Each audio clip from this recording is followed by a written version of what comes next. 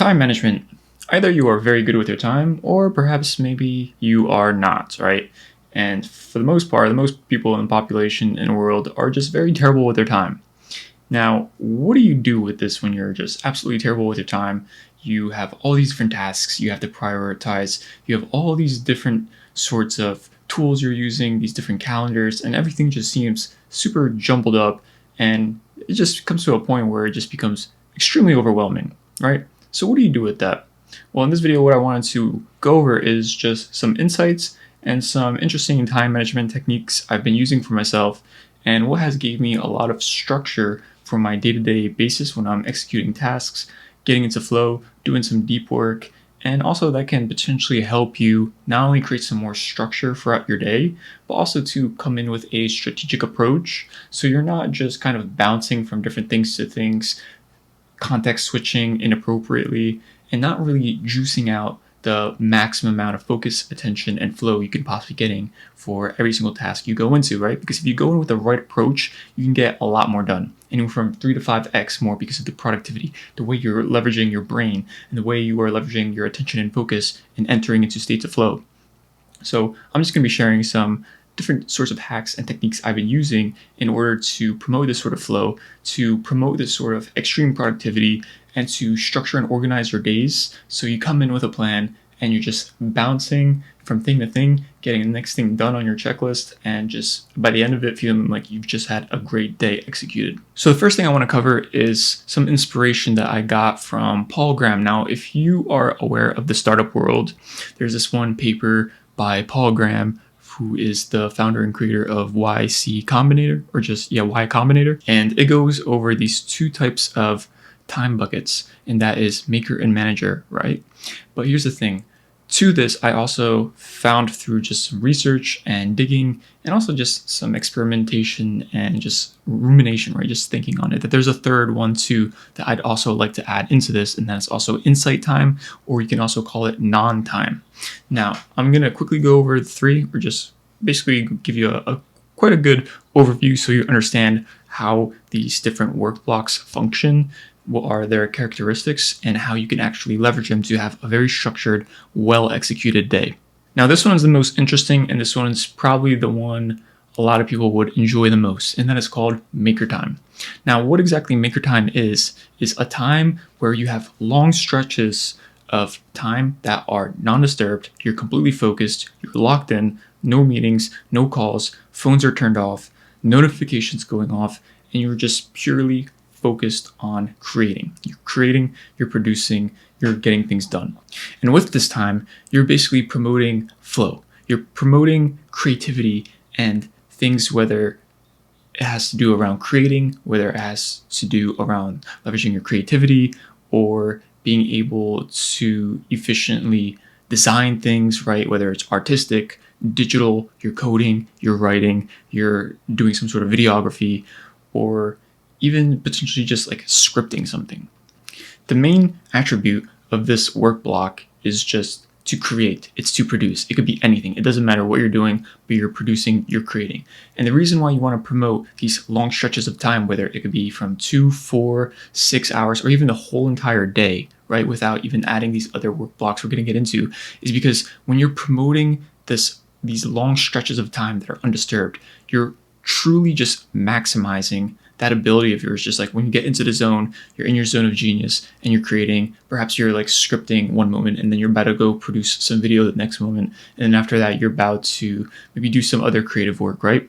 Your context shifting correctly versus going into something where it's very creative and then all of a sudden you're on meetings, you're on calls, and it just disturbs the whole entire flow, and it just kind of screws you up in terms of just having that sort of like vibe, right? You're like in the groove, and all of a sudden you just hit this sort of roadblock, and now you have to like, all right, like, I'm out of it now, and I have to step out and actually do something else, right? So that's why there are like these very long stretches of time where you're able to more easily slip into flow, and then just promote really good, high quality, deep work that releases all these different neurotransmitters, making you feel really, really good about the work you're doing, and also to just you enhance the learning ability, the creating process, right? And your overall output. Now, manager time, on the other hand, is actually the complete opposite. And what that is there are these like short pockets of time anywhere from like an hour or even less. And they are kind of back to back, I guess you can say, from like emails to talking with people to doing something administrative to doing some sort of paperwork to responding to people, talking to people, communicating with people. That's why in the mornings, like especially too, if you like, you know, your chronotype and you know your sort of personality, if you optimize the mornings for something really creative, that is like the perfect time to do like deep work, really high quality creative work. Whereas in the afternoon, if you know, that's when you start waning in terms of energy, focus, and stuff like that. You can transition more into managerial tasks. Now, with these managerial tasks, like I just said a minute ago, they are short pockets of these times, and you're basically context shifting or going from thing to thing that is shorter in duration, and it just doesn't really require that much of your creative output, and more so of just, I guess you can say, logical thinking, strategic, and overall not much, I guess you can say, with just creativity in itself.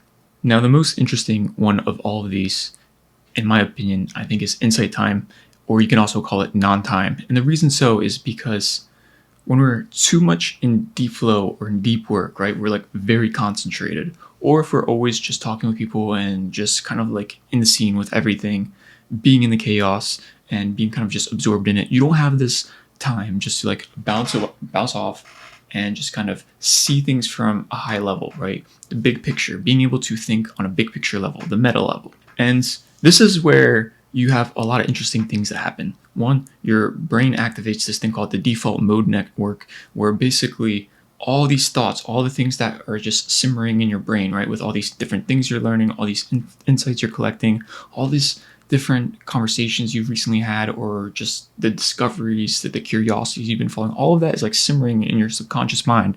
And what's happening is you're basically doing menial tasks, right, during this time, such as potentially reading, or you're potentially going on walks. You're just activating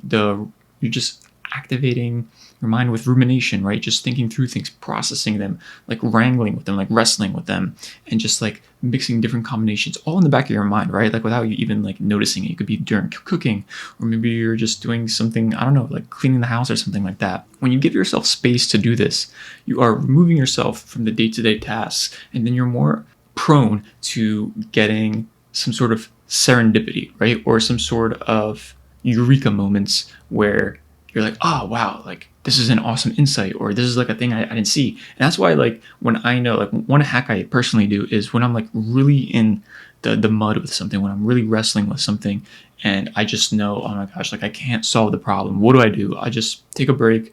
I stop doing what I'm doing, and I just go on a walk. I go on a walk. Maybe I'll take a nap. Maybe I'll just go, I don't know, take a break or something like that. Get some water, make some, I guess, herbal tea or something like that, and then just come back. And it's strange because your brain is still processing everything that is going on, right? Even when you're away from doing like the work. And what's interesting is when you step away from all like this chaos and all this stuff that you're doing, your brain is still working and it can solve the problems, right? So that's why sometimes you walk away from something, you just stop doing it, and all of a sudden the answer comes, right? You have like this flash, this crazy flash, and you're just like, wow, like, that's the solution. It's right there. So that's what this insight time does. It promotes that introspection, reflection, having time to think, right? Not only need time to do and produce, and also like to do like these like managerial things, like the boring, monotonous things, but you also need that time to think. That's like one of the most underrated things in my opinion. Warren Buffett, this guy literally spends most of his days just doing that. He just reads all day, right? Like 5 hours a day or something like that. So when you also promote this, you're basically allowing that to happen. This creativity, this magnificent power that your brain has to create these connections, to see these different insights, and provide solutions where otherwise you probably would have not gotten to it, right? Or just like found it when you're like very zoned in and honed in on your work, right? Through some creative task, or maybe just like in the mess of doing some sort of managerial thing. Now, here's the thing. Now, how do you actually put this on your calendar, and what the heck do you do from there? So I just want to point this out, that when you're creating your calendar, right, you could use Google Calendar, you could just use a free tool. It doesn't matter what you're using, right? But as long as you can somehow organize it where it tells you and it indicates you that this is the time for that. Since I know my chronotype, meaning like when your nervous system is basically the most awake, right, the most alert. For me, it is around 7 a.m. to 12, and then throughout the day, like 1 to 5, 6, 7 p.m. That's when I really start waning. And then by 7, 8 o'clock, I'm basically ready to call it a day. So knowing your chronotype is very important, because when you know you have a lot to do with like maker tasks or managerial tasks, it's best to optimize your chronotype, your nervous system, to perform tasks and functions around the times you're the most alert, in your peak prime brain state, and you're ready to execute, right? So for me, I know in the mornings, that's like my sacred time. That is my absolute sacred time, and I try to guard it as much as I possibly can. So early in the mornings, I know that off the bat, I'm not alert. So in the meantime, I do just tasks where I wind myself up. And after that, I know around 6, 7 a.m. to 12, that's like a perfect maker slot.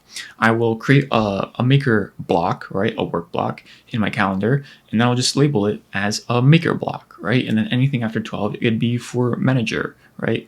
And then usually I like to journal, reflect, and just kind of like think through things. Even you can schedule insight, and my brain is everywhere. What I'm trying to say is, like, at the end of the day, I try to schedule this insight time. But what I wanted to say is where I just kind of left off was, you don't have to necessarily schedule like a full block just saying insight time. Your insight time can also just be walking, right? Getting 10,000 steps in a day, being able to go out into nature, being able just to do things where you may be like you're still awake, you're maybe doing a thing or so, but you're not actually like in the grimes of just working, right? You're not doing something that requires a lot of your attention and focus, right? It could just be a light sport, walking. Like walking is probably by far my favorite. And you could just schedule these, like even if it's during a break, right? That could be like a little micro insight time. Like one thing I like to do through the midday is like take a 5 to 15 minute little walk, or just like get some sun, right? And just sit outside and just kind of contemplate, think, whatever. And that is my insight time right there. So it's very important that you schedule these, even if it's just like literally doing absolutely nothing, just sitting in your bed and just looking at the ceiling. That's also insight time, right? But having that, right? So I would schedule in the morning the maker time, and then the manager time right after, and then some sort of insight time throughout the day. It doesn't have to be like all necessarily like 1, 2, 3. It could just be kind of like dynamic. Now here's another tip. It doesn't mean too that you have to have all three on a single day, because some people are more busy, some people have less control over the time, and some people just can't have that much control, or they just don't have that much control over the time. So what do you do in that point? Well, if you know you don't have any meetings on Tuesday or Wednesday or whatever it may be, then instead of what you want to do is schedule that full entire day just for all maker stuff, right? All maker stuff, full productivity, full focus, full flow, and just optimize for tasks around that, right? And then your other days can be just full manager, right? Whatever. And like that. Or you could do like a 50-50, or like a 30-30-30 approach, or maybe one or two times a week, allocating some time to like a walk, or having some time to insight, or get some insight time and reflect, right? It could be through like a journaling process when you're externalizing your thoughts onto paper and you're actually thinking through things. I would also consider that insight time, because you're externalizing your thoughts and you're actually processing, crystallizing your thoughts and your ways of thinking. So that's another way.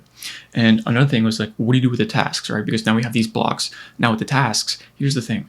Your time is limited, but these tasks, they can basically become infinite. Meaning, what you can do is you can I use Google Calendar, and you can also use like the Tasks app. And the thing is, like, you can categorize different kinds of tasks. So you can create different kinds of productivity buckets. For instance, one can be for maker tasks, right? Another one can be for manager. And another one can be for insight. Like if you know you want to process some thoughts around like your values or whatever it may be in insight time, then do that, right?